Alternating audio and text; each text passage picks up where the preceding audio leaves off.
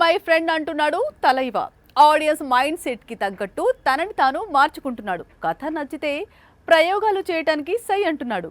ఇదే ఇప్పుడు వెట్రిమారన్కి ప్లస్ అయింది.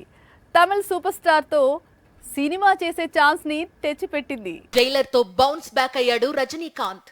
సరైన కథ పడితే తన స్టామినా ఏ రేంజ్ లో ఉంటుందో రుచి చూపించాడు. ప్రెజెంట్ కూలీతో బిజీగా ఉన్న తలైవా త్వరలో జైలర్ 2ని స్టార్ట్ చేయబోతున్నాడు. ఇది సెట్స్ పైకి వెళ్లక ముందే వెట్రిమారన్ ని లైన్ లో పెట్టినట్లు తెలుస్తోంది. వడా చెన్నై, అసురన్, విడుదలై సినిమాలతో దర్శకుడిగా మంచి గుర్తింపు తెచ్చుకున్నాడు వెట్రిమారన్. మేకింగ్ లో తన రియలిస్టిక్ అప్రోచ్ నచ్చి ఎన్టీఆర్ కూడా తనతో సినిమా చేయడానికి ఇంట్రెస్ట్ చూపిస్తున్నాడు. ఇదే పాయింట్ రజనీకాంత్ ని కూడా ఇంప్రెస్ చేసింది.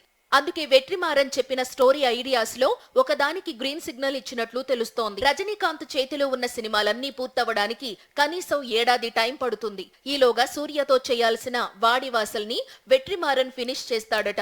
అంటే వచ్చే ఏడాది ఫస్ట్ హాఫ్ లో రజనీ వెట్రిమారన్ సినిమా పట్టాలెక్కే ఛాన్స్ ఉంది. మొత్తానికి ఆడియన్స్ మైండ్ సెట్ కి తగ్గట్టు ట్రెండింగ్ లో ఉన్న దర్శకులను బరిలో దింపుతున్నాడు తలైవా.